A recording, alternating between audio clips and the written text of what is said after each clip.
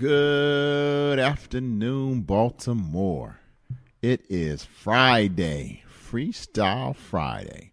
We have a great show for you.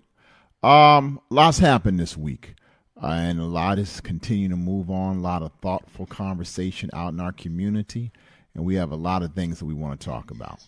And you know, when we sit here today, I don't believe Mr. Politics will be here, but we're waiting on the boss of all bosses. He will be here. We should have a couple callers today. We have a great show planned for you. And most of all, we want to hear what you have to say, what you want to vent about, and what you want to talk about on this Friday. All right. Right now, I'm going to turn it over to the producer, Jason. You have a couple things you want to say. Yeah, TGIF family, just want to do a little housekeeping and make sure we pay respect to our sponsors on this glorious Friday. So, family, just want to let you know that the DMV Daily Radio Show is being brought to you by these fine sponsors, such as that stellar legal team known as the Bates & Garcia Law Firm, specializing in criminal defense, real estate, and bodily injury cases. Bates & Garcia is Maryland's legal dream team. They get those W's.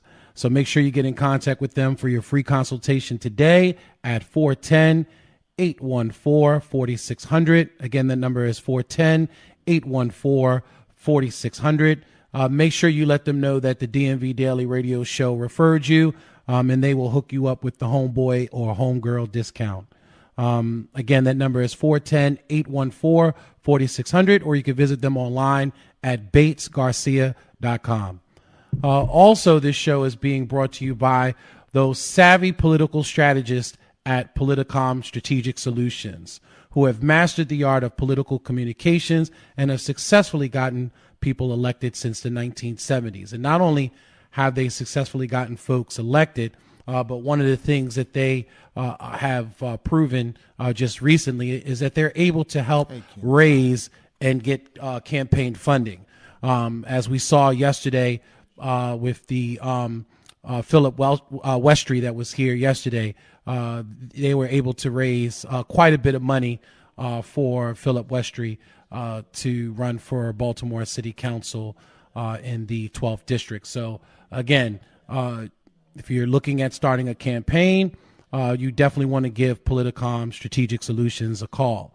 Again, if you're looking for running for office in 2020, make sure you give them a call today to get your campaign set up with a user-friendly website, integrated social media, campaign plan, and more at 240-242-7505. Again, the number is 240-242-7505.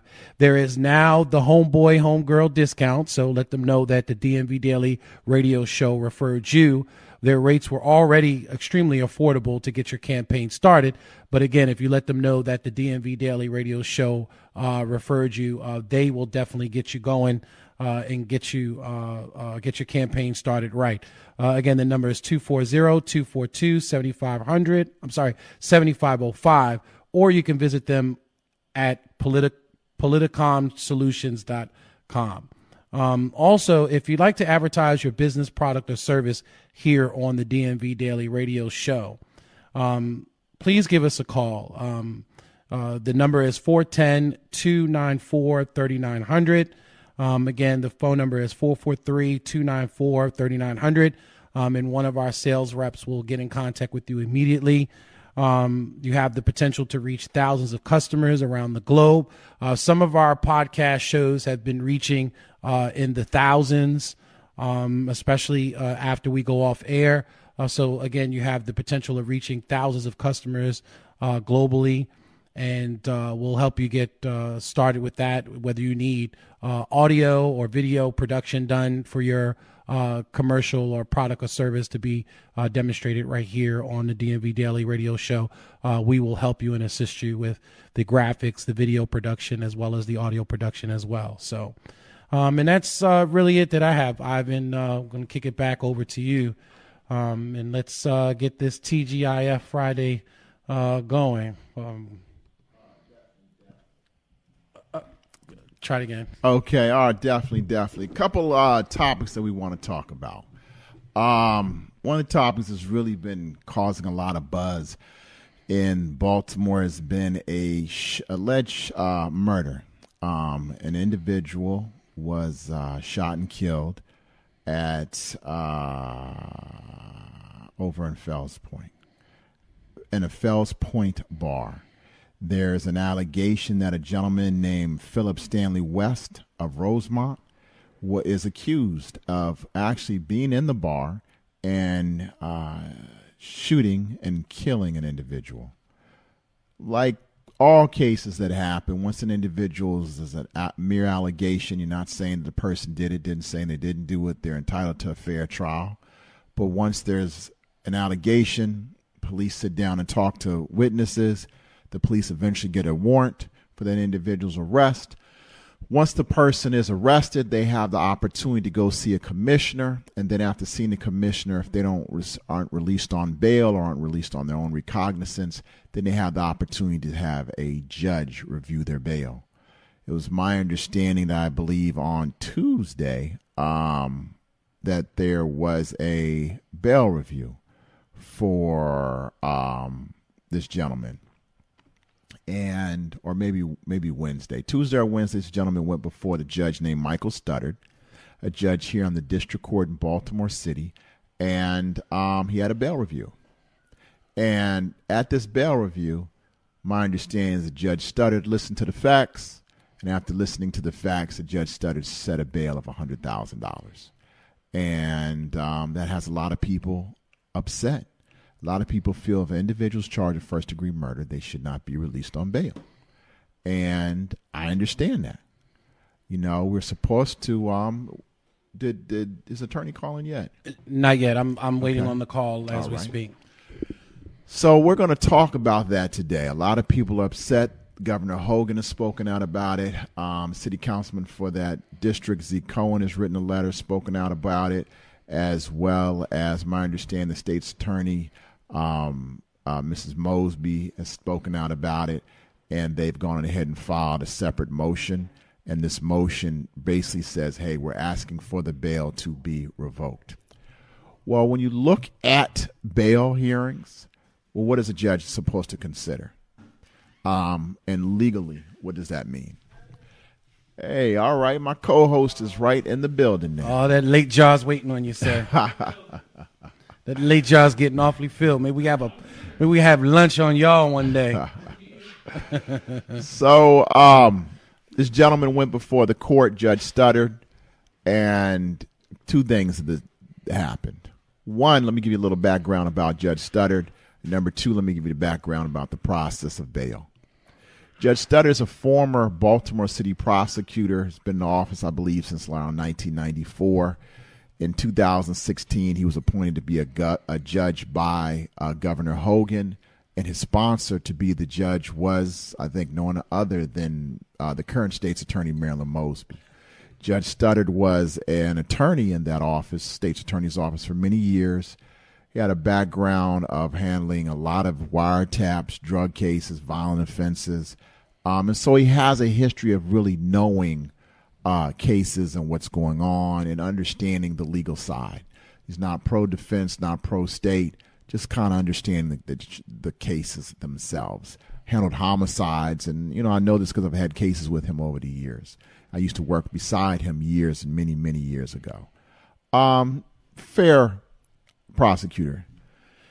Now, the case comes before Judge Studdard. This gentleman's charged with murder, and there are two things that the court, meaning the judge, must look at before they decide bail. One, are you a flight risk? And number two, are you a threat to the community? Are you a flight risk? The judge listened to the evidence. The state said, hey, you know, there was a murder that happened. We believe this person, excuse me, hold on one second. Jason, he's calling. He's already locked in the system. Oh, okay. I told him to hold on. Okay. All right. Do we have the caller? Yeah, he's already locked in the system. Let's go ahead and call him now. Let's take him. Hello. Hello, Mr. Ravenell. Yes. How you doing? Hey, all right, and you? Good. This is Ivan Bates here, and I have Mark. Go ahead. Try. Hello, Mr. Ravenell. Thank you for calling in. So I was no just problem. giving a little bit of a background about Judge Studdard, the process. On the phone with us right now, we have Ken Ravenell. He is and was the attorney for the gentleman with the bail hearing. Mr. Ravenell, a lot of people are upset about what's going on. I was trying to tell the listeners, and I explained to the listeners in terms of what happens with bail, the two things that the judge has to look at. Since you were there, can you explain to the listeners what really happened? Sure, I'd be happy to, Ivan. First of all, I think it's important to understand that what is occurring right now is totally reactionary and to many degree just very political. While I heard a little bit of what you were saying earlier, and while it is important for people to understand and be concerned about what happened in our judicial system, I think it makes most sense for people to really be familiar with the facts before they spout off and complain and savage a judge, as has been occurring right now. So what I'm hearing from people, they're saying that this should never happen, to suggest that Judge Studdard somehow violated his oath because he granted bail to Mr. West, and nothing could be further from the truth. Number one, if the legislature intended for every person who is charged with first-degree murder to be held without bail, then that would be the law. Yep. So when I hear someone like a governor, which is very disheartening to hear some governor, particularly someone who appointed Mr. Studdard, who with his impeccable background, Judge Studdard, to the bench, to suggest, as was quoted in the news, that he found what occurred to be outrageous, and that if somebody is charged with a crime like that, it seems that they shouldn't be back on the streets. Well, he's the governor of the state, and there is a legislature, and while I'm not suggesting that they change the law, but that is their right, to change the law if you want someone to be held without bail. Now, until that has been changed, a judge should be, as I said, an independent arbiter of facts. That means that Judge Studdard is supposed to listen to both sides and make a decision. I've heard people complain and saying that Judge Studdard didn't follow the recommendation of the prosecutor. He didn't do what the commissioner said. Well, the commissioner is not a judge. Often the commissioners are not even lawyers. And the prosecutor's recommendation is just one side of a bail review. I was present. Judge Studdard listened to me. He listened to the prosecutor. And he took a long time. And he sat and contemplated his decision before he made it. And he didn't make it easily, because it wasn't an easy thing to do for him. But he thought he was doing the right thing. And quite frankly, I think he did do the right thing based on the evidence before him. So to suggest that we should just attack a judge without even knowing the facts. Many people who are complaining has not done the simple thing of going to the district court, getting a copy of the bail review tape, and listening to what occurs. So these politicians like Zeke Cohen, the governor, and others, who are lambasting this judge who has an impeccable background, who was a prosecutor, and Mr. Bates, you dealt with him when he was a prosecutor defense attorney. He was not an easy person to convince to do anything. No, he wasn't. He was a hard-nosed prosecutor. We had many fights on the other side. So to suggest that he just gave away the courthouse and gave away freedom is just ridiculous.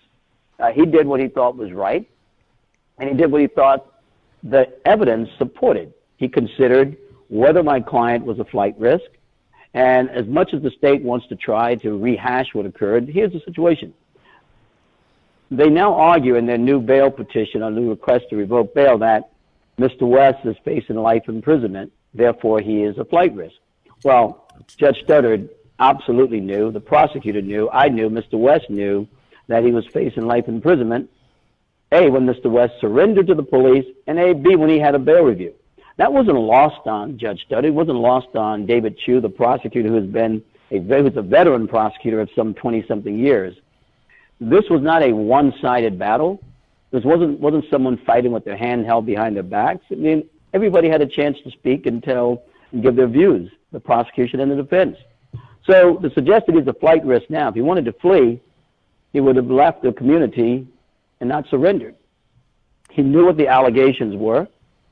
He knew exactly what the state was alleging, and he knew exactly what the penalty was, and he surrendered. So to suggest now that he would flee because he faces life imprisonment is ridiculous. Secondly, the court had to consider whether he presented a danger to the community. And what the court has to consider there is the person, not just the crime, in addition to the crime, the person and the person's background. I've read and I've heard about the fact that he had, a prior conviction for and they say federal drug crime, like somehow that makes it more important than if he was convicted on a state drug crime. If you're convicted of possession with intent to distribute drugs, state or federal, it's a serious crime. But what they're not taking into consideration is that the man had been in the community for the last 10 years working full-time. Judge Studdard considered that, as he was required to consider his background. And he decided, when he took everything into consideration about this man, the fact that he is a business owner, a property owner, that he has zero allegations of violence in his background. Zero. Now, what they don't mention, Mr. Bates, is that when he was charged federally, and they're now punting this federal crime, he was charged in 2000. He wasn't convicted until 2003. Guess what happened when he was charged federally? He was released on electronic home monitoring. That exact thing that Judge Stoddard just did. He was released in the community for 3 years while he was awaiting trial on the federal case. And he never absconded. He did not commit any new crimes while he was in the community. So the suggestion that if you release him on electronic home monitoring, he's going to be this great threat to society. Well, he's proven in the past, if released with certain conditions, he will not. In addition, when he pled guilty and was sentenced, what happened? The court didn't lock him up that day. They allowed him to self-surrender, to drive himself to Lewisburg, Pennsylvania, and turn himself in to the prison in Lewisburg. Why? Because the court found that even after he had been convicted, pled guilty, and sentenced, that he was not one who was going to flee the jurisdiction. So when the judge has that and more, and he decides that I'm going to be independent, I'm going to follow the law and grant bail, the suggestion that he should now be savaged by those in the community, particularly the politicians, who are doing it for one reason and one reason only, in my opinion, because they're politicians and they want to appeal to the masses when there is this outcry. But quite frankly, often they're the ones who create the outcry versus responding to an outcry. I didn't hear any outcry about this until the politicians came out and made their comments. Now we have an outcry. Now we have Ms. Mosby in her office upset. I was there. David Chu did not voice, the prosecutor did not voice any great arguments against my client being released on bail. He did his job, though, as he always does. But to suggest that because the judge ruled against the state that the judge is doing something wrong is simply ridiculous. If the judge was always lockstep with the prosecution, we wouldn't call them judges. Here what I find interesting, Ivan, is that when Donald Trump comes out and savages these judges around in the Ninth Circuit and in other jurisdictions, saying that they are not good judges because they don't do what he wants them to do, no one has a problem criticizing Donald Trump for criticizing the judges. Yeah. Today, those same individuals who may not be in lockstep with Donald Trump and would criticize him doing the same thing. Governor Hogan, Zeke Cohen, I don't know where their politics stand with Donald Trump, but what I do know is that many in our community don't agree with how Donald Trump attacks judges for doing their jobs. Yet, they're doing the exact same thing to this judge. Yeah. And that's offensive. Yeah. Let me ask you a couple questions, Mr. Ravenell. Sure. One, the state presented a set of facts, correct? Correct. And based on those set of facts, the judge made a ruling based on those set of facts, as well as everything.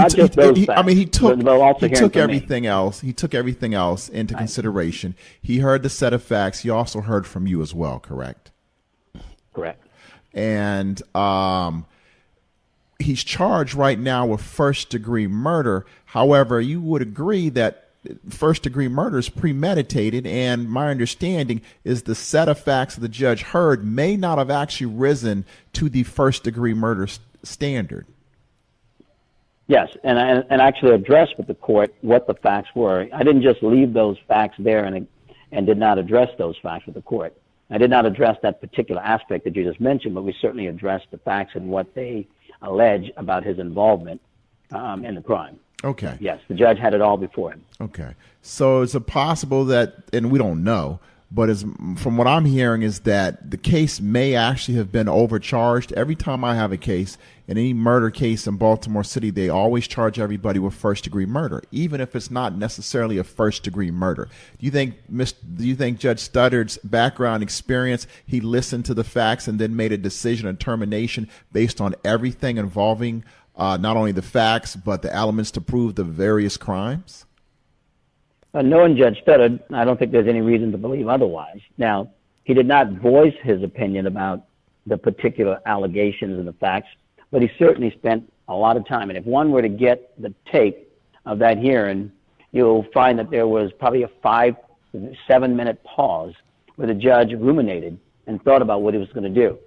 As I said, to the press earlier, there's no doubt in my mind that Judge Studdard knew that if you granted bail, that there would be some backlash in the community.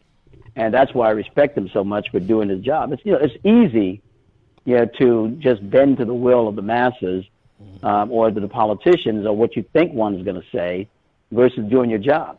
But he took an oath, and he took an oath to be fair, and he took an oath to evaluate each and every case individually, not just say that if a person is charged with a homicide, whether it might be first degree, second degree, what the elements might prove, whatever it might be, he has an obligation to evaluate the allegations, the crime charge, and all of the other factors that we've talked about, and he knew them well, and he evaluated them, and so suggest that because he didn't come down on the side of the prosecution, that he somehow has considered, been an affront to his duty, is just wrong.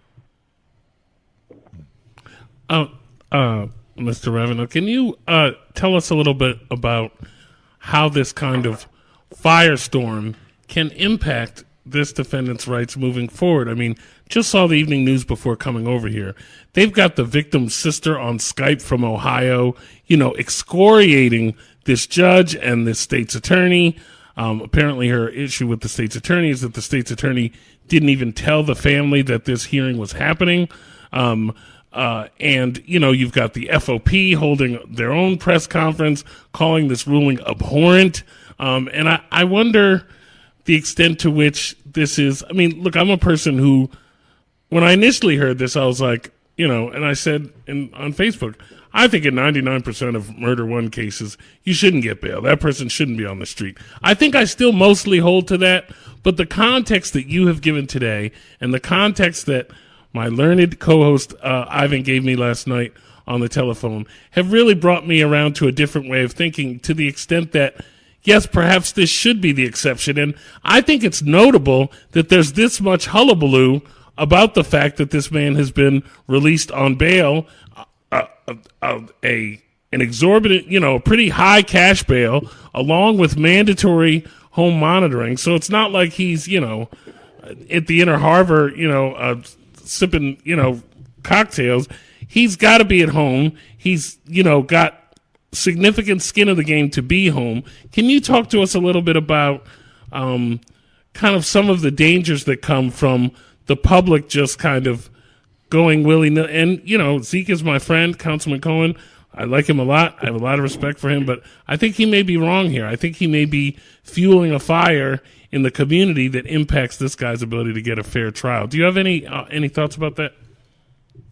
Absolutely. Yeah, one of the things that I said earlier when I sent a response to, I got a lot of requests from the Sun paper and all of the TV stations, and I sent an email which I shared with Ivan earlier today. Well, shared with talking about, and I've made that point, which is that every defendant is supposed to be presumed to be innocent, right? Mm-hmm. So when we stir up the citizenry, and then we're going to select a jury at some point from that same citizenry that the politicians have stirred up to suggest that this man is guilty before he's even had a trial.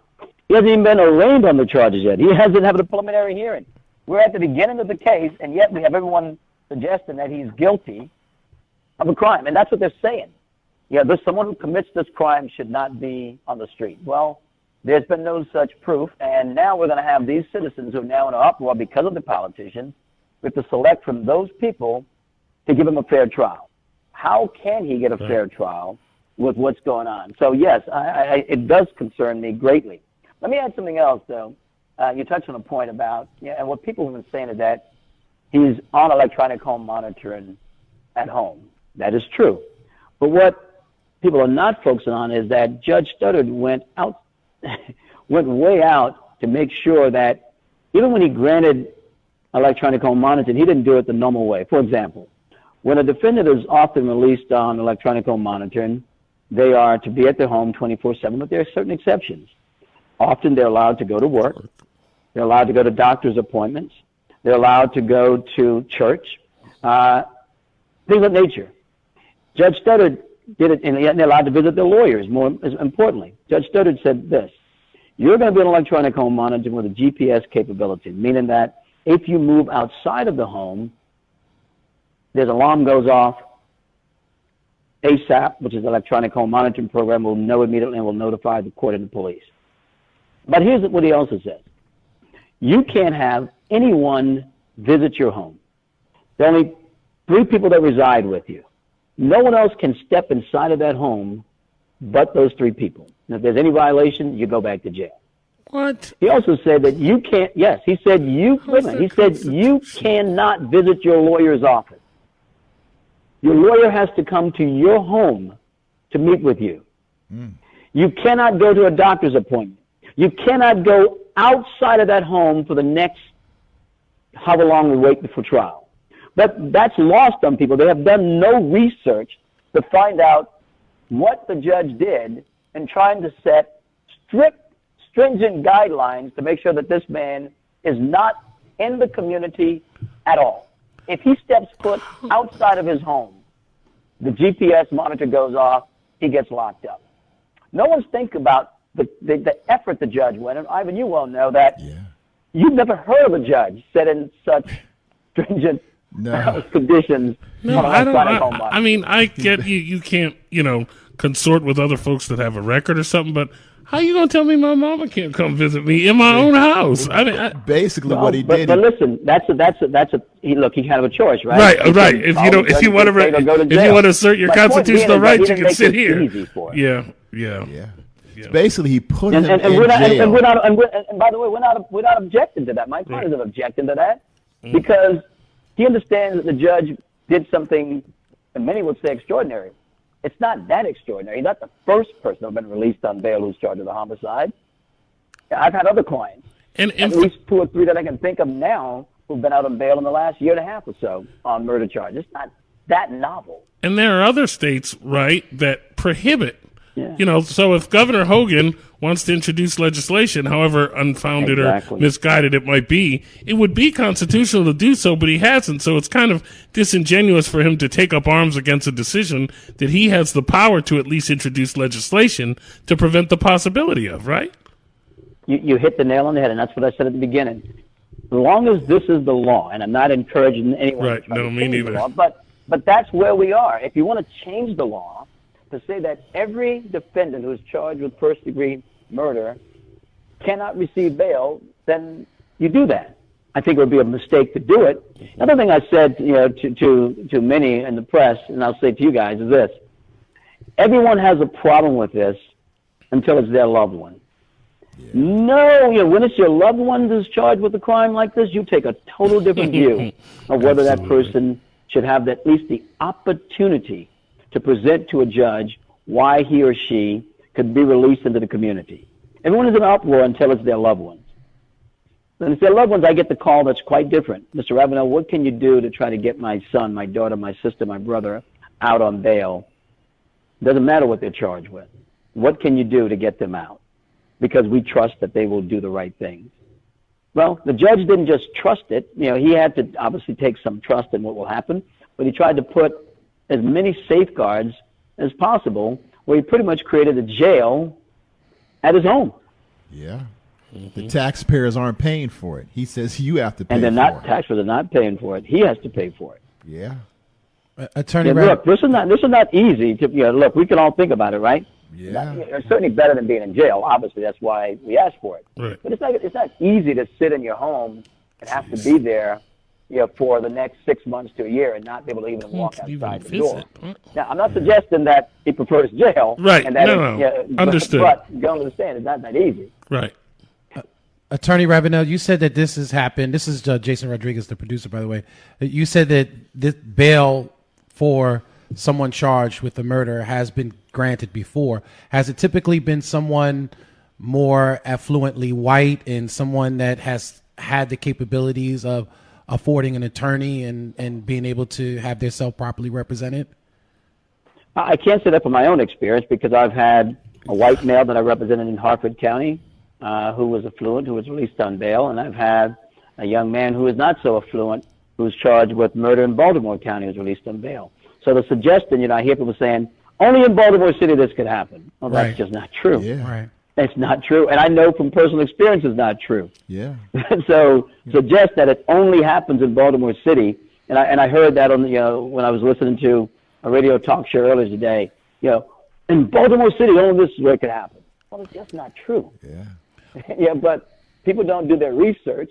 They get on the radio and they get on TV and they just speak, and it's all because everyone gets their few minutes on the radio, either the ones who run the shows or the ones who are calling in, and people just speak without doing any research.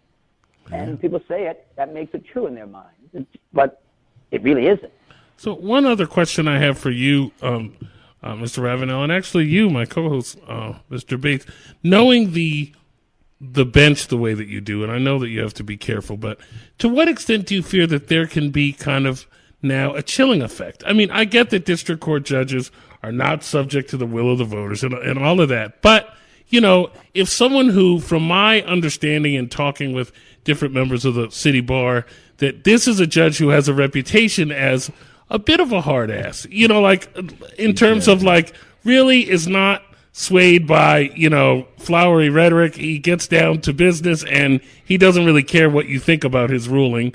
He's content within himself that he's considered what he needs to consider, and he's, but I'm wondering another judge who, I don't know where she was, but at one point, Katie O'Malley was a judge, or, people that are more, yeah. So, I mean, people like Katie O'Malley or, and not impugning her at all, but I'm just saying the type of person who would be more concerned for whatever reason about public reaction. To what extent do you think that this overblown, FOP holding a press conference and Sis is on Skype from Ohio and this leads the newscast on the evening news, to what extent does that really, aside from the prejudice it might present to your particular client, but to what extent could this kind of impact other folks on the bench? And I guess that's a question for you, Ivan, and Mr. Ravenell.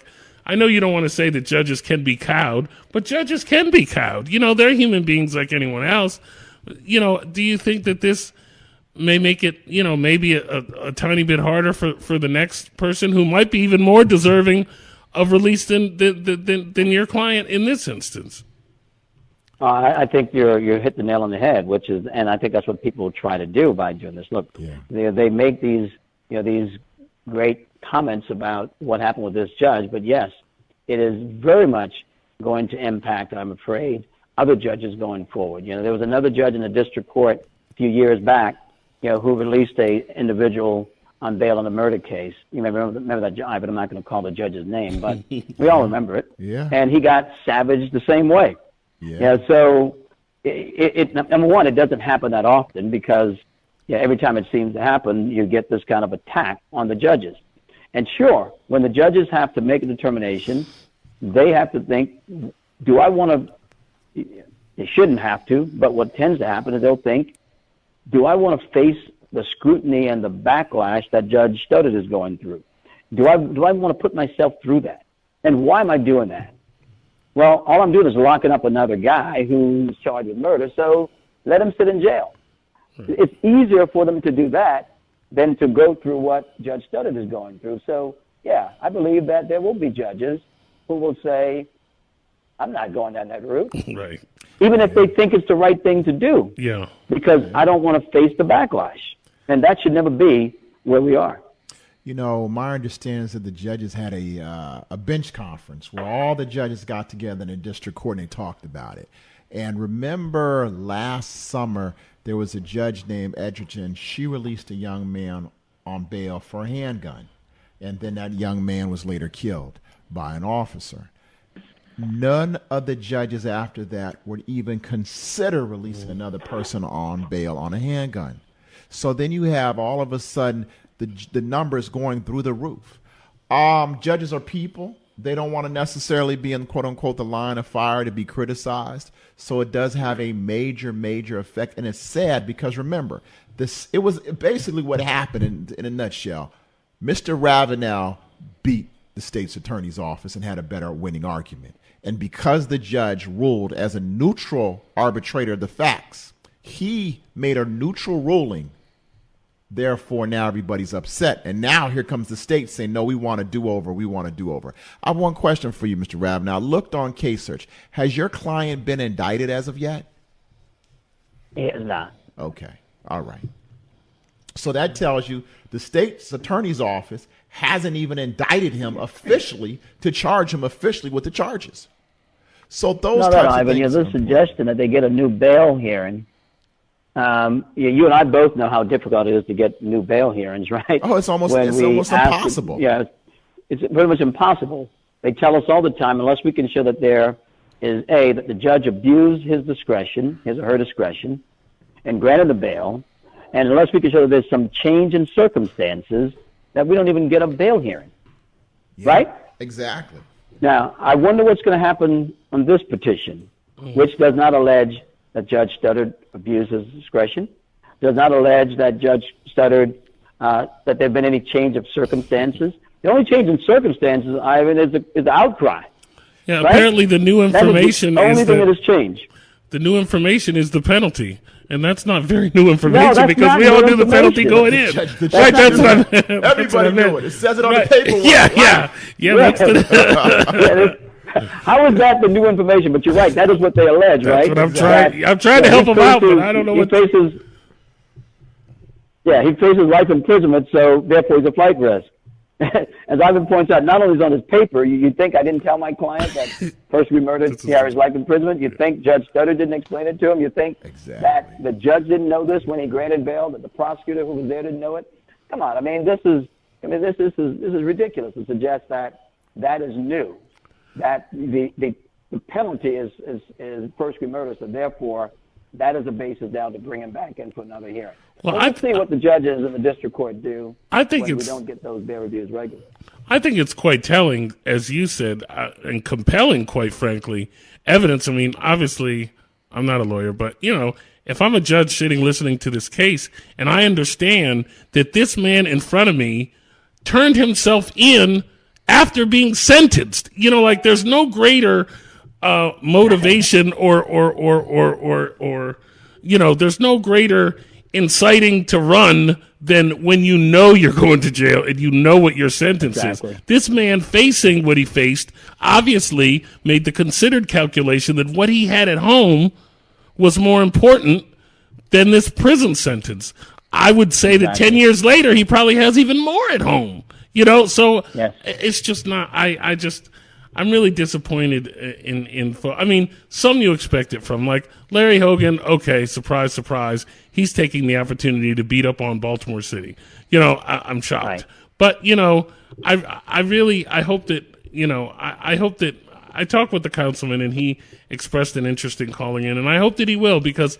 I think that I wish you would call in while I'm here, while I'm on. I know him well enough that I believe that he's motivated in the right way. I think he may just not have all the information. He's not someone that tends to, demonize or play those kind of politics usually. Well, I think he just didn't People don't understand the criminal justice system.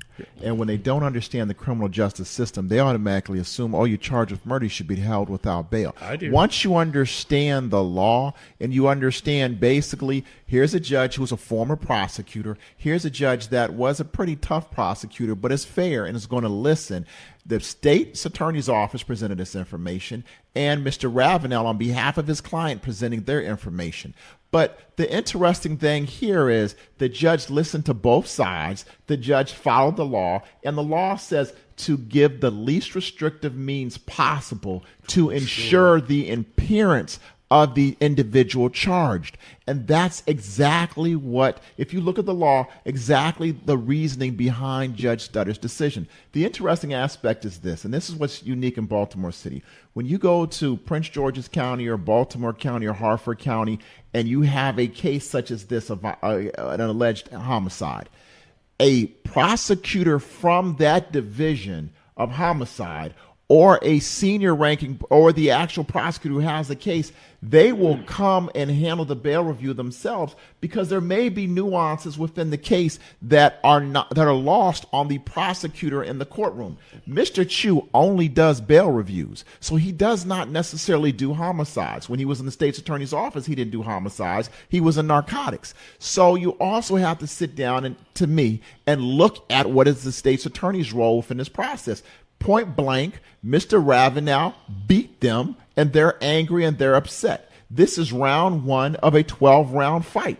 Why don't we sit down and eventually see what happens in the 12th round, if it makes it that long? Right. And so that's how I look at it from this point of view. I also don't think it's proper for the FOP to be involved in holding a press conference on this issue. You are supposed to be the law enforcement body. You know, you are not supposed to have an opinion, at least as institutionally, organizationally, about a specific defendant's, bail status. I just don't. I don't even know where they get the right to have an institutional opinion. If a cop thinks he should be in jail, I don't care. That's a cop's First Amendment, right to believe what he. But I mean, when you set up the FOP as the representative of the officers collectively shouldn't have an opinion on this guy's case.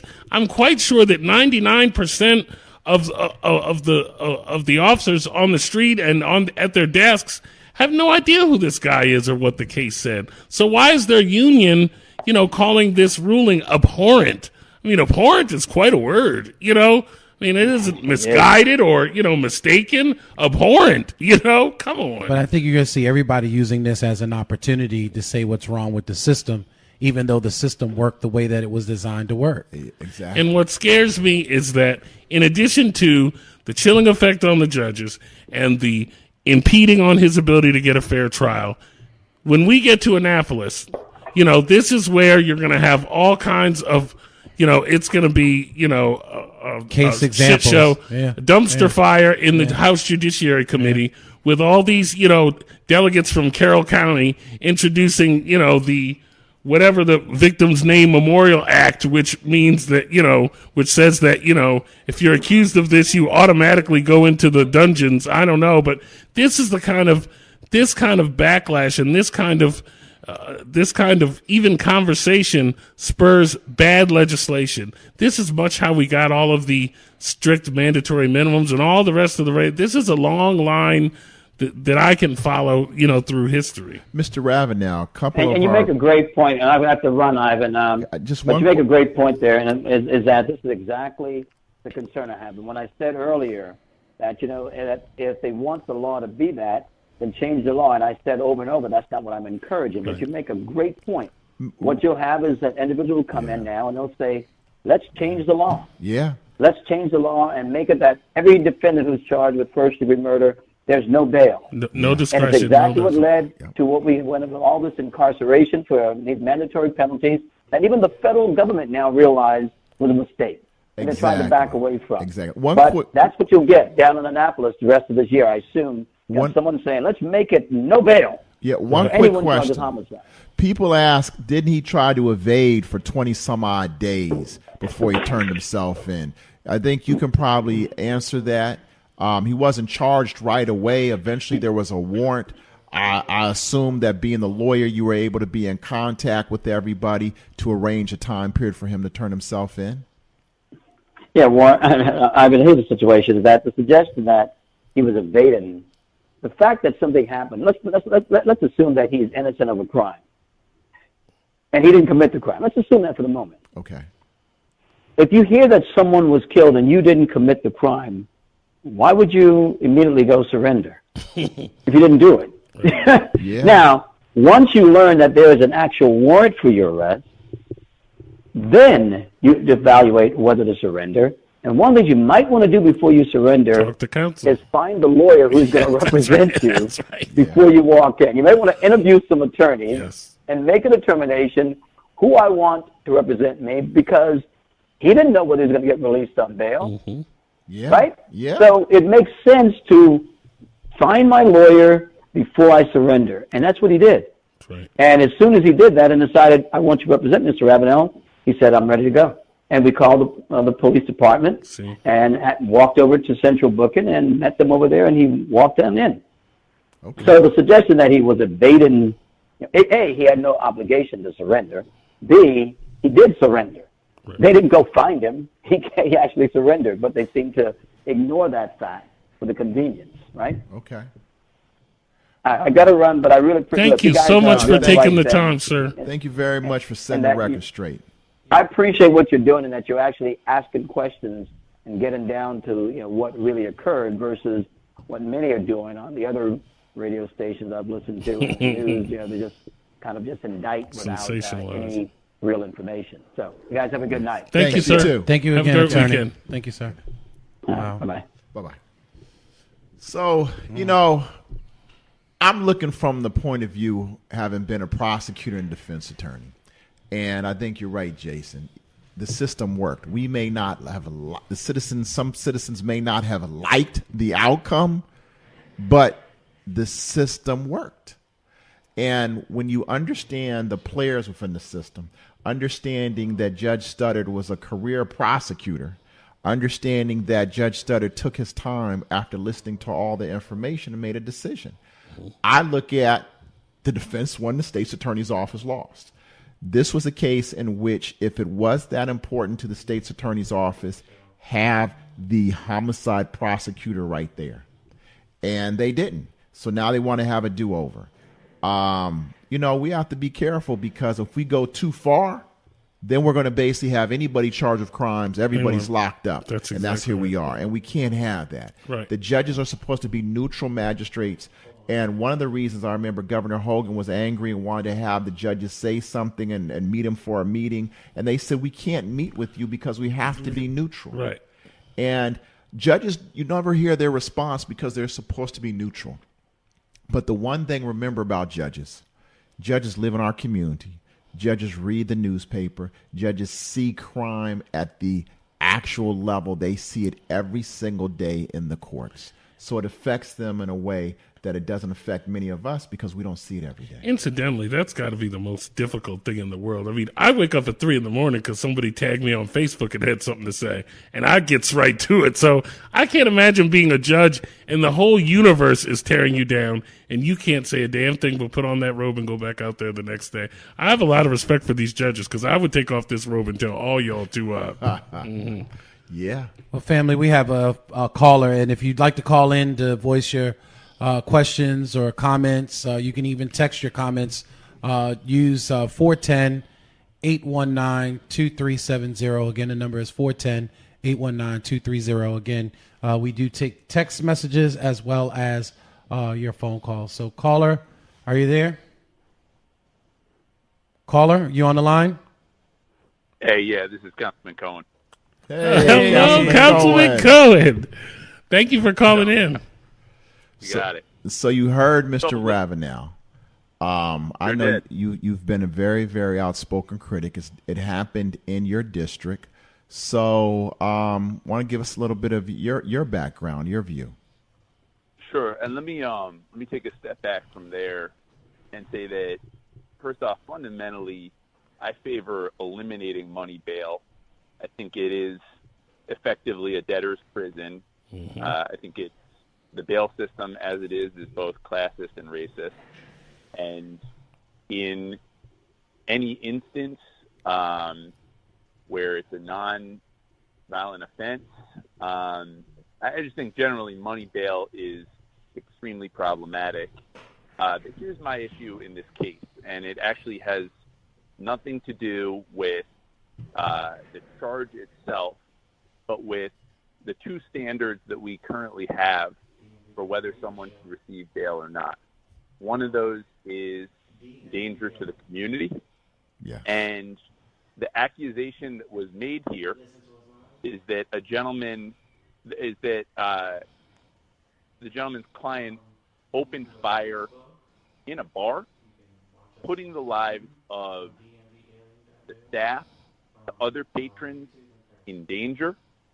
To me, that constitutes a clear danger to the community.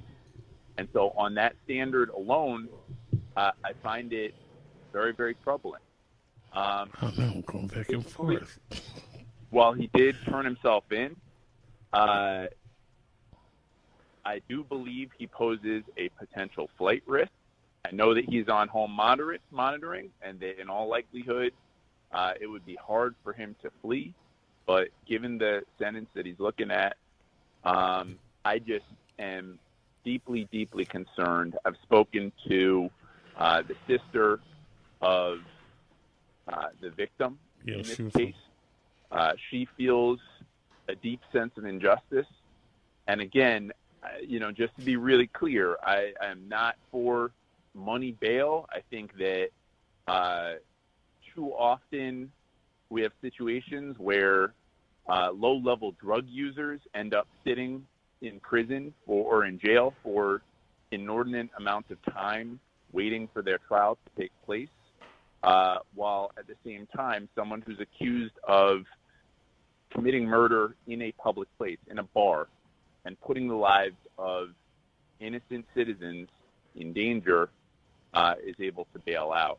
I think that's a fundamental problem. Well, now I wish Kenneth would call back in, because I find myself going the other way, only because I think if, in fact, he opened fire in a crowded bar, then I think in some ways that's prima facie like you are a danger. You know what I mean? Like, this isn't like I shot you in the alley. Like, it just shows such a disregard. I don't know. But what happened to due process? You're innocent until proven guilty. I mean, now the interesting thing Kelly Davis is talking about in a prime example of what's happening. The interesting thing that Mr. Ravenell said, right, and I'd heard something totally different, but the interesting thing that I actually have heard him say was it wasn't him. It wasn't him.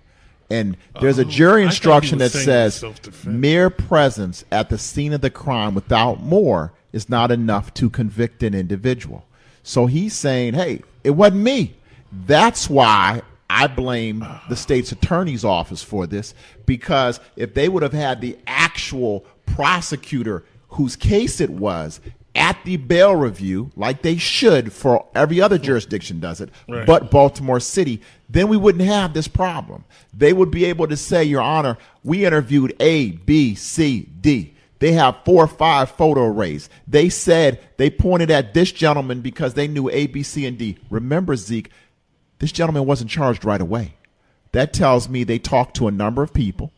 That tells me he had to do some sort of an investigation before they eventually found somebody who pointed this gentleman out. So if all you have is eyewitness identification, and it is not necessarily credible eyewitness identification, say you have 3 people who say it's not him, 3 people say it's him, then what do you do in reference to that? I understand what you're saying, but I also think that there's the flip side to this, that he's innocent until proven guilty. Absolutely. And to be clear, I'm not questioning presumption of innocence, right? He should have his day in court, absolutely and unequivocally. It's the question of, does it meet the standard of presents a danger to the public? And again, anyone who would allegedly walk into a bar with a firearm and open fire with multiple people there, to me, that says this person has disregarded the other people's lives. And I understand that, but if the state is saying, because I can tell you I've read 100 statement of facts, really thousands of statement of facts. Right, I was going to say 100. But, I've read hundreds of homicide statement of facts, and they're very generic. And they say, on such and such days, such and such happened, such and such was identified as pulling out a gun and shooting Joe Blow. That's all they say. So the judge, because remember, you're talking about a judge who handled homicides and knew a lot about the case. So then Mr. Ravenell has, look, we have 3 witnesses, Your Honor, who were there that said it wasn't my client. That's what these witnesses say. So then if you ask the state, well, I mean, what do you know about this? if I Mr. don't know. I'm Chu just was here like, for I bail don't know, review." I'm here for the bail review. So what I'm saying, I understand what you're saying, but I think the greater issue is Mr. Ravenell did his job as a defense attorney, and he beat the state because the state wasn't prepared. If they were prepared, they would have had everything tight and together. The next question is, yes, a motion has been filed to have another bail hearing, correct? Yes. Do you know what the law, I think it's 3707, says? What is, and I know you don't know. Yeah, I was going to say, I know you if don't he know. knows, I'm going to be shocked. No, but what it says basically is that the state You're has. the attorney. Mr. Bates. I know. I'm not trying to be a jerk. I apologize. But what I wanted to say was, the law says that the state has an opportunity to have another bail hearing once it's formally filed the charges. The reason I asked was the defendant indicted was because the state hasn't formally filed the charges, which means there is no circuit court jurisdiction, which means, unfortunately, as I read the law, that there may not be an opportunity to have another bail hearing until this gentleman is actually indicted. So there's a lot that goes on with this process. It's really confusing. I understand what you're saying 100%. My question to you is, do you feel that you should have across the board no bail on first-degree murder charges? No. No, I absolutely think it is the standard of, does the person pose either a flight risk or danger to the community? No, it is not my position in any way, shape, or form that someone should be, based on the crime, based on homicide, should be denied bail pre-trial. My position is, if the alleged crime indicates that the person could be a threat and a danger to the public, then there should be, they should have to wait for their trial in jail. And again, I get, you're right. Mr. Ravenell beat the state's attorney. He presented, obviously, a very strong defense. I just think it's troubling, though, that my understanding, part of the transcript from this bail hearing is that part of Judge Studdard's decision was essentially that the defendant is a business owner, is in good standing with the community. I just wonder how many folks who are not business owners, who are living in poverty, who can't afford a lawyer like Mr. Ravenell, would have gotten bail for that crime or for any crime. No, I agree. When you look at the case law and the statute, there are a number of things that the court and the statutes tell you to look at in terms of their whether they're a flight risk. Are they from the area? Were they born in the area? Do they have substantial family ties? And so I think in looking and Judge Studdard articulating some of those reasons, those are some of the reasons that the case law says that the court should look at. And so in the past, I definitely understand. In the past, saying. he followed whatever he had to follow as far as court before, because he's had some incidences with the court before. It is. You know what I think this really shows? This really shows the confusion that we as a society have within the criminal justice system. Because, it's not as black and white. There's so many different variations. You can have this one case in front of 100 judges, and every single judge will make a different ruling based on different things, their life experiences, their background. And it's hard, right? and it should be like that. References. It's hard. It's very, very hard. But as I always say, your attorney really, really matters. Jeez. And this is a perfect example of that. Yeah, I think you've got. I mean, I think that there's.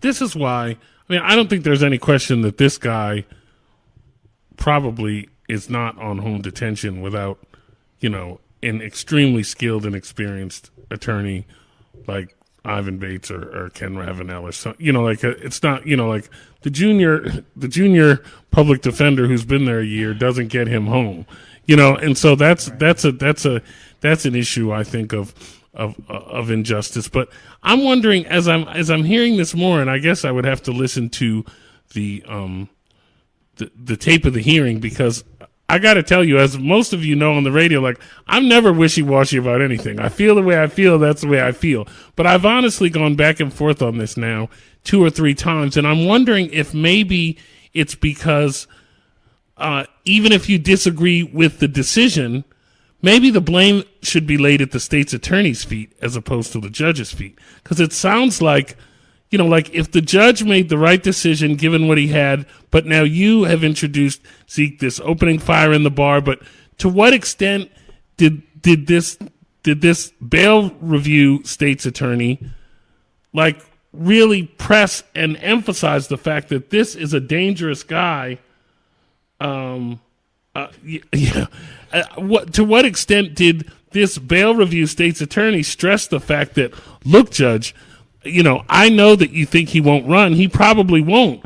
But he opened fire in a crowded bar. He could have killed 4 or 5 people. I mean, the sister said on the news that he was shot 6 times. So if you shot someone 6 times in a crowded bar, you're lucky there was only 1 victim. You know what I mean? Yeah. And I wonder to what extent this bail review state's attorney made that case effectively. And to the extent that he didn't, then the blame, if there's blame for this guy being home instead of out, then the blame lays, I think, at the state's attorney's feet and not this judge's feet, who, I got to tell you, Councilman, I've had conversations with, 3 or 4 members of the private bar, all of whom describe this judge as a real hard ass. Like, he's not the one, he's not a guy that's like, come out of the public defender's office and drug court and has a social work degree. Like, that's not him, he hangs out for many years. He would always hang out in the communities and the bars down there in Federal Hill and Fells Point.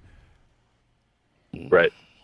No, I mean, I know. And, the irony that Governor Hogan's out here bashing him, and he's a Governor Hogan appointee. Well, he's a Governor Hogan appointee, and Miss Mosby was one of his sponsors when he became a judge.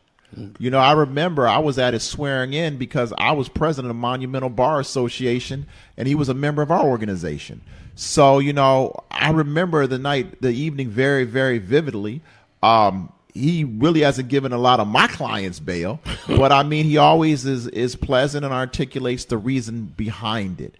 I definitely understand where you're coming from, Councilman. Once again, I do apologize if I came off like a smart behind about, what the law is. I mean, of course, 3707. I'm very, very passionate about the law, about this area, about what happens in the court. I'm always excited to see people looking at it and trying to get their point of view, because the more people look in the court system, the more people understand it, then we can really have real meaningful change and real meaningful discussion.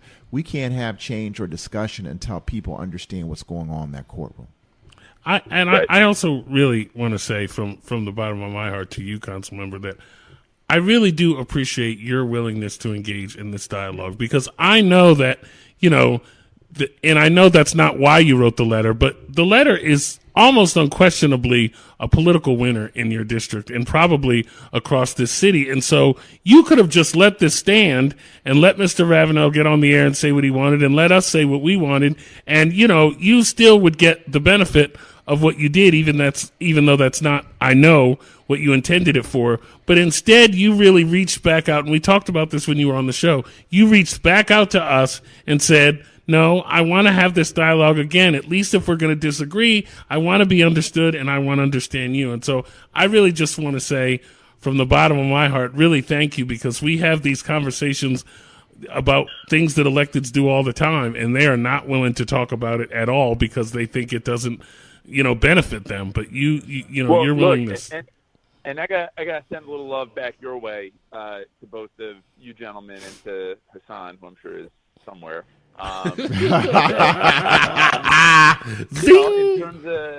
In terms of public radio and presenting information on Baltimore, on Annapolis, on the courtroom. I mean, what other show right now is able to get the attorney, the councilman, Yes. is able to get people to tune in this way? So I think you guys have clearly built a platform that people are paying attention to, that I'm paying attention to, and that I think can serve as a really good place for opposing ideas to be able to meet and discuss. And I think right now the way that the media landscape is so fractured and social media just lends itself to screaming and tweeting and just sort of can bring out the worst in us. You know, I just want to say that I appreciate the platform that you guys present. And, you know, and again, I want to be clear in my view that, you know, this is the first time I've ever sort of gone out. I generally think that legislators should keep to legislating and not going after the judiciary. That, again, I think the money bail system is about as corrupt, classist, and racist as you can get, and that we have a lot of work to do on the criminal justice reform side, just in this individual case, with this defendant and the crime that he is accused of, and the level of fear that it created. The conversation I've had with the victim's sister, I just think that there has to be a point at which we say, when you go in and shoot up a bar, a public place, you are putting other people's lives in danger. Someone lost their life that night, and that crosses a threshold. And Ivan, I'd just be curious to get your take. Have you seen other cases like this one where there was a shooting in a public space where someone lost their life and were still able to be granted $100,000 bail?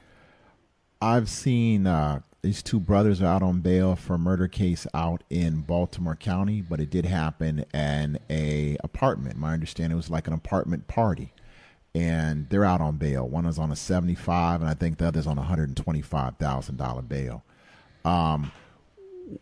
Years ago, I had a case in which there was a DJ in a club, and the DJ had gotten in an argument and a fight with a person. It was a DJ from out of Morgan State. And the DJ was alleged to have shot and killed the victim. We went to trial. We went to trial against one of the Baltimore City State's best prosecutors at the time, Sharon A.H. May. She hired me to be a prosecutor. Oh, that's the one from The Keepers. Yeah, the one from The Keepers. Sharon A.H. Horrible. You know what? She's an amazing trial lawyer. I understand what the Keepers say. She was like happened. An automaton, though. When you're asking her stuff, she's like, "So I don't care." She didn't. No, we didn't. I didn't charge any of it. I wouldn't do it again. I'm like, "Oh God, woman." But I'm sorry. Go ahead. She was a phenomenal prosecutor. And what I will say is, when you do enough of these cases, what you realize, oftentimes when they say a shooting happens in a crowded location, it's very hard to get that conviction. It's very hard to get the conviction because different people see different things from their vantage point at different times. And therefore, you need to have a very, very tight case with these when you present to the court, and especially when you present to the jury. Now, I have seen that the prosecutor who has the case is a Tracy Robinson. There's only about 5 or 10 prosecutors in that office that have the experience to have a case like this, and Tracy Robinson is one of them. She's truly one of the best federal experience and stateside experience. So if there's anyone who can make an argument and to bring that case together so that you can get a guilty beyond a reasonable doubt, it would be Tracy Robinson. However, it's interesting because and I have inside quote unquote knowledge because I tend to know what the judges are looking for and what they're, thinking and things like that. The simple fact that Judge Studdard was released this gentleman tells me that there's something within Kenneth Ravenell's presentation that stated to Judge Studdard that they have the wrong person. Right. And the more people I talked to and what I began to, find out was, it wasn't just a self-defense. It was they got the wrong person all the way around. And so I think let's not rush to judgment. We see what has happened, but really let's pay attention to this case. Like I said, round one went to the defense, and they're 1-0, and the state's attorney at this moment in time needs to figure out what they need to do. And Councilman, again, I respect your opinion, but I think we do have to rule on the caution side, like Attorney Ravenell said. We don't want to kind of give a court of opinion, to the public, and then it makes it really difficult and hard for him to actually sit in front of a jury because the jury already has, an opinion as to regard to this case. If Mr. Ravenell, I'm sure, one of the most experienced and best attorneys in the city, in the country. When you go to pick a jury, you want the people, of your community. Mr. Ravenell, I'm sure, will put forth a motion that says anybody who lives in that district should not be able to sit on this seat in this jury. But it's going to be hard, again, when you have the mayor. And again, please excuse me, Councilman. I respect your opinion. You have the councilman, the state's attorney, and so many different advocates are coming out. The governor. The governor is voicing their opinion on this case. It's going to be hard to find somebody that's unbiased or untainted or somebody that hasn't heard someone else's opinion in relations to this case. Because right now it's in the public eye. Yeah. I mean, it's a slippery slope, but to answer your question, Councilman, I have seen it before, and it's usually, it's a case like this that there seems to be some questions as to who the shooter is or exactly what happened. It's going to be very interesting. I was shocked that they didn't charge the gentleman right away. I remember when it happened, seeing it. They took some time to charge the gentleman. That tells me right there that their case wasn't airtight at that moment in time. For all we know, they may have the murder weapon. They may have DNA. The DNA could match Mr. Ravenell's client, and then that case gets a lot better. I don't know what they have. I don't know what they don't have. I would suspect that if they had those items right there, then you would look at the case differently. Just because they argued, just because they got into a fight, and then they go back inside, you would think that if you had the gun on you, and you got in an argument with the person outside in the parking lot, that you'd pull out the gun and shoot them right there rather than wait to go back in a crowded pool hall or bar with everybody around. So there are a lot of different variables here, Councilman Cohen, that I think when you listen to and look at all the experienced attorneys and former attorneys, that they all have to take all those issues into consideration. Right. Councilman, can you hold with us for a second? We actually have Hassan is joining us by phone. Hassan, you there? Hassan? Yeah. Okay. You're joining us now with the Councilman Cohen. It's the politics. Yeah, Hassan. Hey, Zeke said you are wherever you are. Great show. I heard what you said, Zeke. Somewhere. I'm just glad I'm somewhere. I had to do daddy duty tonight. So, I'm glad that I did, because I think, Ivan, you did a wonderful job hosting the show and leading it. Mark and Jason brought some interesting dialogue as well with the counselor, Ken, and I love Ken. He's a wonderful attorney and just a great guy overall. And with the councilman, I think this was probably one of the best shows we've had. Yeah. I've heard people talking about it. People text me while watching it saying that they definitely were educated during this program, and some people who were on one side of thinking flipped to another side for whatever side that they were on. I just think, though, with this, and I think the councilman kind of spoke to it, is this shows that we have a glaring problem with the criminal justice system. And as Ivan said, it's not a simple fix. I mean, we talked about this before with bail reform. And the problem is, Councilman, and I hear your notion on the cash bail, especially when it affects people on the low-end side of things who may be drug addicts and homeless and others who can't even afford $100. But when you take out cash bail, this is a prime example. There's no way in the world this man would have got his own recognizance. It just wouldn't have happened. Right. Yeah. So without cash bail, you either have your own recognizance or no bail. And so without that medium, you will start seeing more people, especially those unfortunately, African American and minorities who will get no bail because they will, especially, and if they have prior crimes. This man had a prior conviction, even though it wasn't recent. Right. But they're still going to always hold that against you. And so a judge, most judges aren't as bold as this judge. So they're like, you know what? Send him to prison. I'm not going to be in the headlines. Councilman Cohen ain't coming after me. You know, the governor ain't going to mention me, so I'm going to make sure I put this guy. And it could be crimes that are way less severe than this. So, right, but that's let me ask you this. Let me ask you this, though. Should your financial status impact your ability to I will tell you this. I think we lost him. Hello? Yeah, Zeke. Councilman? I think we lost him.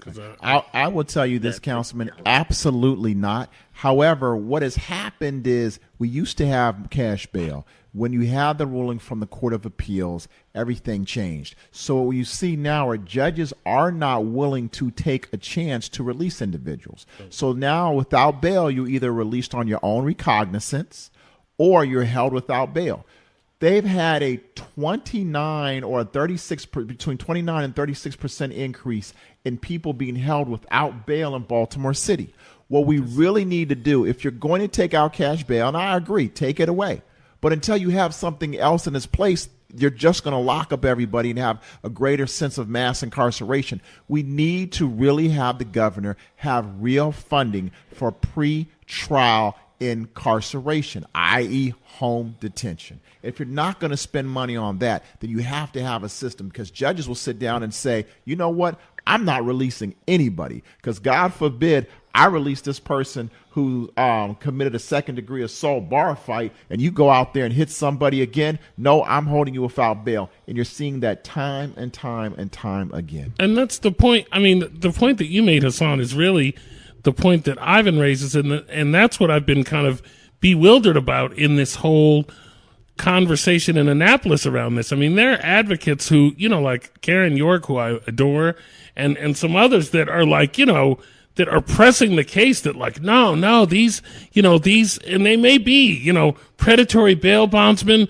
are the scourge of the system, and this is the new Jim Crow and all the rest of that. But then, okay, but a guy like this would never, like Hassan said, there's no way any judge would ever let him out on his own recognizance.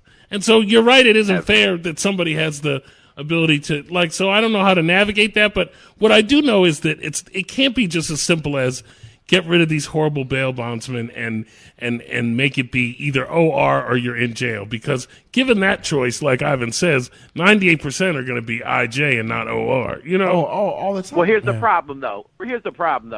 Bail bonds aren't the problem. They're business people. Right. They were put into a position to do. The only way you can have a business is for there to be a demand. Right. Correct. That's how they were created. Mm-hmm. And many of these bail bondsmen are our own people, here, especially in the city of Baltimore and other places. So I wouldn't put this on the bail bonds. I come at it from a little different perspective. I do think that we need to have a better pretrial middle ground. But here's the thing: if you commit a crime, you should expect a bail, especially if I've done it. And I know I got a criminal background. I know the commission is going to give me a bail regardless of what I walk in on. I can do jaywalking, and I've done it. They gave me loitering, and they gave me $1,000 bail because of my background. But I put that on myself. So if I got the means to pay that bail, cool. If not, then I'm just going to have to sit. Right. But and if you got a cousin or uncle, you get it for 1%. But if you take away cash bail, away cash bail, Hassan, on that loitering, you'd have to stay in jail. Right. Which would be ridiculous. Exactly. Right. Right, but why shouldn't it just be a clean standard for everyone? Why should cash even play a role in any of this? And we know that it's a predatory industry. We know that it's built on the suffering of mostly black and brown people, but increasingly white folks as well, poor white folks. Like, why should money be a factor? Shouldn't it just be those two standards that we already articulated, which is danger to the public and flight risk? Well, the problem is because you have judges who exercise their discretion, and they don't want to be written in the newspaper. Right. So what they'll do is say, oh, flight risk, oh, threat to community, threat to the community. Second degree assault is a violent crime. So remember, we had the gentleman Kahan Dhillon charged Jarrell Branchen with second degree assault. So technically, you could that's a violent crime. So I'm going to hold you. I'm not going to release you on your own recognizance. And he might be a threat to the public. You're going to say you're a threat to the public. It depends on the judge you get. It depends on so many. This is the craziest thing right here. Do you know it's easier to get bail in Baltimore County? I can be in a car, have a handgun underneath the seat, could have legally been registered to me, but I didn't transport the proper way. I will receive bail. In Baltimore City, 3 kids in the car, the gun is in one kid's book bag, your little nephew is in the back seat with no criminal record, is in school. All 3 held no bail because there's a gun in the car. Right. Why? Because that judge doesn't want to be written up. That's why we need a happy medium, because what people don't realize is a commissioner is looking at a piece of paper, and even a judge, when you go to bail review after the commissioner, and what they're looking at is your past.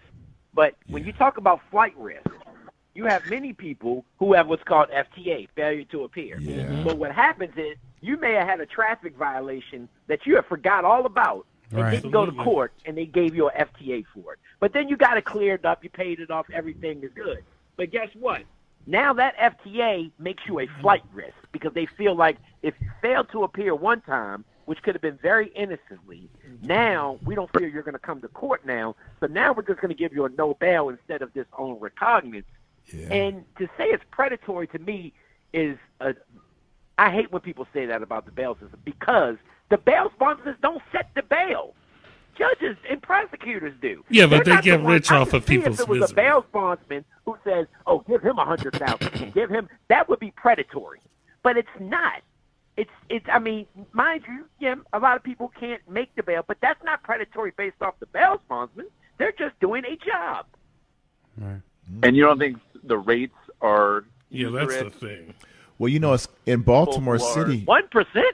1%. Yeah, because if you have a cousin, right? If you have a cousin that's in the bail bondsman business, you can get a 1%. Yeah, but not everyone is. I mean, very few people are getting that 1% rate. If it was 1%, you got to pay 10% overall, but at you least get 10% to get out. Yeah, and then be able to pay the rest of the 10%. I don't want to think like it's just 1%. You got to pay the 10%, because guess what? The bail bondsman has to pay between 1 and 3 points.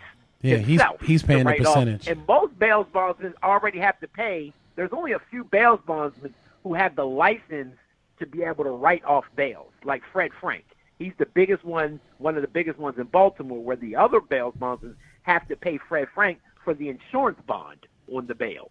So they got to pay him, because he's the only one who can write the actual bail, because he has the bonding licensing to be able to do that. And Fred Frank doesn't sound like a person of color, is he? 6 or 7% to make it I didn't think so. Hassan, hold, and Councilman, can you hold for a second? We do have one caller. We want to try to get this one caller in. Just hold 1 second. Eric, are you there? Yeah, I'm here. Okay. Can you go ahead and do you have a question or comment? Yeah. Am I on the air? Yeah. Yes, sir. Okay. Hey. I just appreciated what Ivan said about pretrial services, for one thing. I think that's something that, I work as part of the pretrial work around the Coalition for Safe and Just Maryland, and we were actually in Annapolis yesterday pushing for more funding for pretrial services in the governor's budget. And I think that will go a long way toward making it possible for people to be released with an alternative to bail. And just to answer what Hassan said about, this guy $100,000 being able to pay that is only because he's wealthy. Part of what the rule states is that bail can only be used if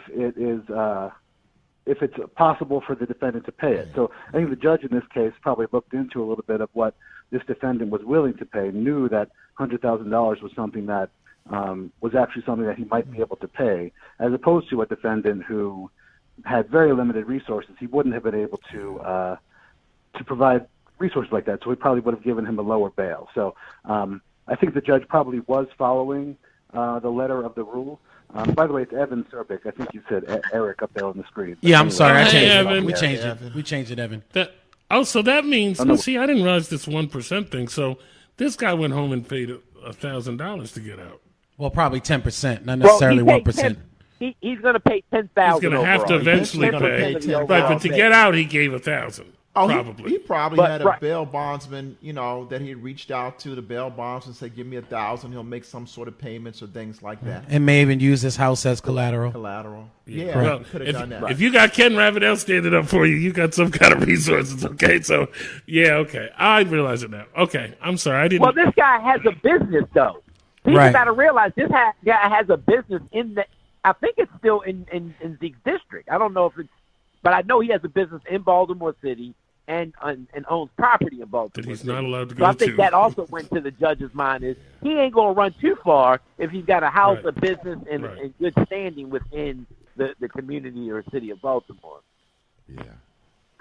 I would still question, though, why that should be any reason why someone should be able to get out of jail versus someone who does not have a business or money or a Ken Ravenell. I mean, Well, then you have to look at other factors, Councilman. For instance, let's say it was a kid who's 21 years of age, and they just have a mother. At that moment in time, you're going to sit down and say, hey, this young man has been a student at Dunbar High School. They're working at Foot Locker. They're in a such and such program. They go to such and such church. Whatever the positives are about a person, those are what you give to the court so the court can sit down and see, okay, this person is a member of the community. Right. This person, he has his mother, he has no children, he's, all the positive things. So we're hearing about that aspect. He has a business, he has this, he has that, because those were the positive attributes that this gentleman had. But if it was someone else, then I need to figure out, or the attorney needs to figure out the positive attributes. There's always something positive about somebody within the community. And what is it? You just have to sit down and look at that. But I think a flight risk for me, now that I'm thinking about it, works both ways to a certain extent. Like, if I have a lot to lose, that also means I have the resources to run. Whereas, if I ain't got nothing, I'm not going to get far. You know what I mean? Like, you really could see it both ways. But if I've always complied with the court, though, the judge is going to look at it that he's always come up to hearings in the past. Well, why would he be a flight risk now? Well, because he's facing life, whereas he had a predetermined sentence. But, he knew how long he'd be going.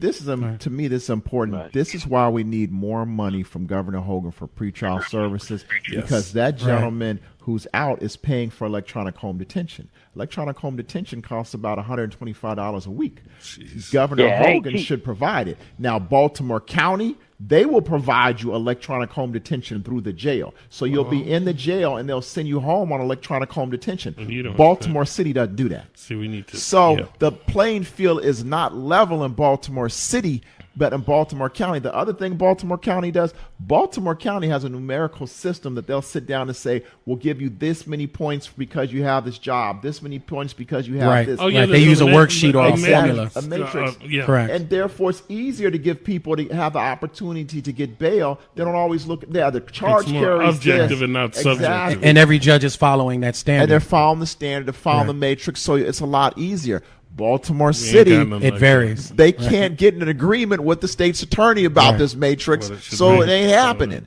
So, I mean, there's so many issues and so many variables, Councilman. I would like to say I'm really glad that you're really, really, being involved in this process, because the criminal justice system, I feel super strong about it. I know the criminal justice system, and I see the good and I see the bad, but I do think people have to educate themselves, and I'm really glad that you're looking at it from this point of view. Mark, Hassan, Evan, everybody, Jason, because now we're having a real meaningful dialogue so people can educate, and people have great ideas, and you can bring your great ideas to talk about. That makes no sense. So those of us who work in it every day can sit down and say, you're right. We do need to fix this. Yeah, and Evan, I will say one of your great colleagues, who's one of the people that took me to task today, she also picked up the pre-detention, putting more money into pretrial, which I do think is critical. Again, I just hope that in any case we look at it individually, and that there is a standard that can be applied for everyone, that a business owner doesn't get any sort of advantage over someone else, and that look at, again, has the accused person potentially committed a crime that put other people's lives in danger, that each one of these things should be treated individually. Yeah, I agree. Well, thank you, Councilman, for joining us and, again, being a part of this really important discussion. Thanks for calling in, Evan and Hassan. Yeah. Thank you. Hassan, hold on for a second. And, Councilman, again, if you want to go, we understand your time is pressing. Hassan, don't. Thank you, guys. I appreciate the conversation. Thank you very much, Councilman. Thank you. Hassan, don't you hang up. So we're getting ready to wrap things up. We actually are gone past our time a little bit, but we didn't get an opportunity to get into this discussion about this podcast. And I had an opportunity before I came in this afternoon to listen to all 3 episodes. Maybe we could talk about it next week. We got to do it next week. I'm going to need at least an hour on that. Yo, you ain't gonna that's the whole show. That's the whole show because we do know. Oh, what I will tell you, I heard. Tell the Truth Tuesday. Tell the Truth Tuesday. I heard there are 2 more sections of the podcast about to drop. Okay. Yeah, So, I listened to the 3. Yeah, I listened to the 3. There were 3 more that were supposed to drop today, and then I think there are 2 more next Friday. Yeah, Okay. so, woo! Well, I listened to all 3 today. I have a few little issues with it because I think he made some accusations about a few folks that I don't think are let's have them on and have the folks on. Mayor Dixon. Well, you know what? Why don't we do this? The mayor's upstairs. Why don't we and Council President Jack Young. You know I gotta throw that out. Why don't we just reach out to the gentleman, to the reporter, and have him on? Because he interviewed me for the podcast. He'll come on. Yeah, we can do let's that. Have him come on and have the mayor come on. Let's do it. We can do that. Ooh, Well, I reached out to him, and that's why I'm hoping that we can do it on a Tuesday. Tell the truth, but anytime next week. We'll let the family know about his weekend. I'll be here early. Right. We're definitely going to do that program. Yeah. And we're going to reach out to Kahan. Let him come, be able to call in. Yeah. He actually logged on to the Facebook feed, Hassan, so he was watching. He was waiting for that podcast discussion to come up.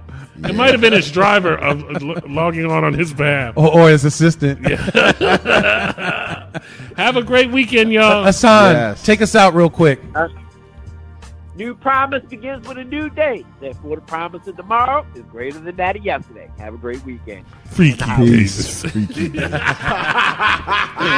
trying to beat you to it for a week. You got me. Ah!